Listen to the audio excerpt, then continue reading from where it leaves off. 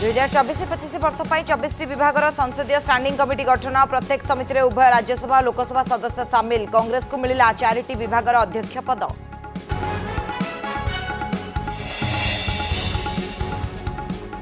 कर्णाटक विधायक मुनिरत्न नायडू नारे दुष्कर्म अभियोग थाना मामला रुजु विधानसभा परिसर में दुष्कर्म नहीं महिला अभियोग एवं जेल अच्छी संपृक्त विधायक।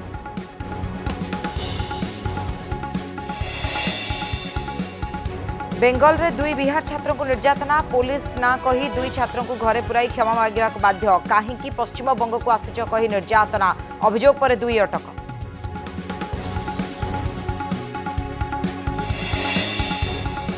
देश को मिला स्वदेशी सुपर कंप्यूटर 3टी कंप्यूटर को देश उद्देश्य उत्सर्ग कले प्रधानमंत्री नरेंद्र मोदी।